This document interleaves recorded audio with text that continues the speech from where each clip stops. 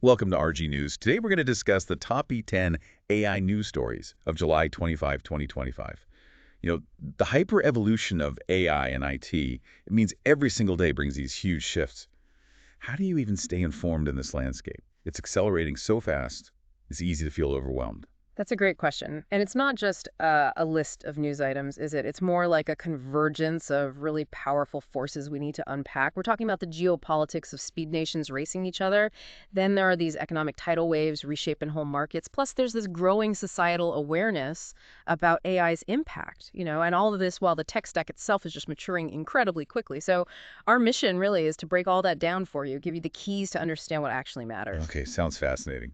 Let's dive right in then with what some are calling the new Washington playbook, Yeah. a bold move by the U.S. to shape AI's future. What makes it so impactful? Absolutely. So the White House just dropped this 28-page AI action plan titled Winning the Race.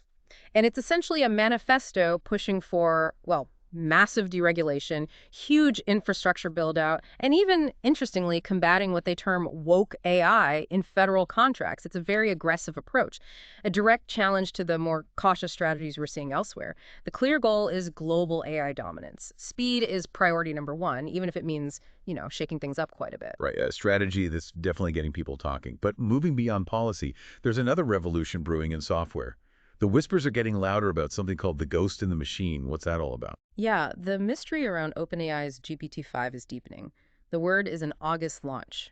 What's really fascinating, though, is the idea that it won't just be another language model. They're talking about an agentic system. Basically, think of an AI that doesn't just understand, but acts autonomously. It could coordinate different tools, like maybe unifying Sora's video creation with operators' task management, a digital conductor, sort of. Sam Altman, the CEO, even dreams of giving everyone a free copy, if that happens. Wow, it could totally redefine our daily interaction with AI and put OpenAI back in the lead. A software leap like that, well, it obviously needs incredible hardware resources. Which brings us to what AMD's CEO calls a Cambrian explosion of chips. What does that poetic phrase tell us about the cost and future of AI? It's a really vivid image, isn't it? Lisa Su at AMD predicts the AI chip market will just skyrocket past $500 billion. I mean, just think about that number. It's bigger than the GDP of some countries. This demand is fueled by giants like XAI and OpenAI needing more and more power. But it's not just about quantity. It's a Cambrian explosion because we're seeing a huge variety of specialized chips emerge, each designed for specific AI tasks.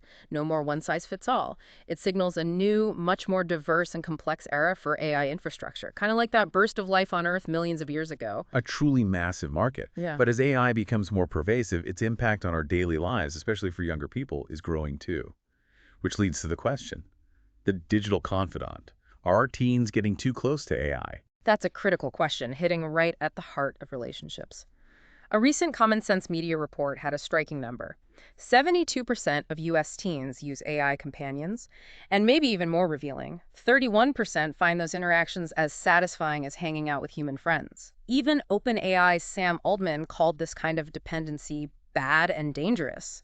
It really forces us to think hard about, social development, forming human bonds, the very nature of friendship in this new age. It's like a real-time social experiment. Definitely a conversation families need to have, right? Yeah. And from personal relationships to professional obligations. Sometimes the gap isn't that big. At Yahoo Japan, the approach is radical. AI is now mandatory. What does that actually mean for their employees? It's bold, maybe even provocative, you could say. Yahoo Japan has mandated generative AI use for all 11,000 employees. Period. The goal. Super ambitious. Double productivity by 2028 and automate 30% of routine tasks.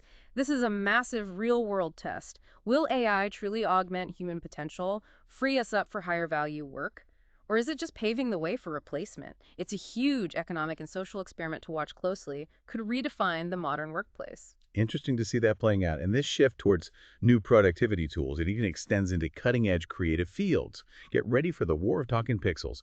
What's this battle about? Wow, the competition in generative video is fierce right now. You've got OpenAI's upcoming Sora 2, which already looks amazing, but then Google's firing back with Veo 3. And here's the kicker. Veo 3 has impressive integrated audio. It's basically ending the silent era of AI video, which opens up huge creative possibilities. Sora 2 might counter with longer, maybe more coherent clips, but this rivalry, it's more than just tech one-upmanship. It's actively defining the future of how we create and consume multimedia content, from art to advertising. From creative tools to life-saving advances, AI keeps surprising us. Let's talk about a breakthrough against cancer. How is AI making a difference in such a critical area like healthcare? This is genuinely great news and a perfect example of AI's positive impact. The Watts 3D test from CDX Diagnostics, it's AI assisted for screening esophageal cancer, just got breakthrough device status from the FDA. That's a big deal. The system uses advanced 3D analysis to spot precancerous cells with just unprecedented accuracy. So AI here isn't replacing doctors, it's acting as a crucial partner, like a bionic eye, significantly improving early diagnosis and hopefully survival rates. It's AI serving humanity. A medical breakthrough rooted in a deeper tech revolution. What about America's quantum heart? Sounds like a new tech hub is emerging. Where is it and why there? Okay, brace yourself for a surprise. Illinois is rapidly becoming a global hub for quantum computing. It's the result of major strategic investments from giants like IBM and Inflection, really betting big on the region.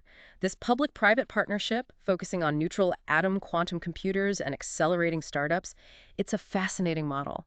It shows how you can build an entire ecosystem to dominate deep tech by concentrating resources and talent.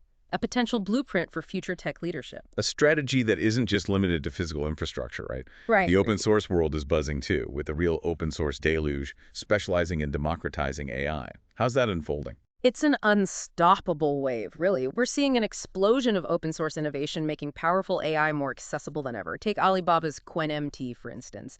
It now offers high-quality translation across 92 languages, just amazing multilingual capability. Or Stability AI's SPAR3D, generating and editing 3D objects in real time from just a single image. This Cambrian explosion of specialization we talked about with chips, it's happening in software too.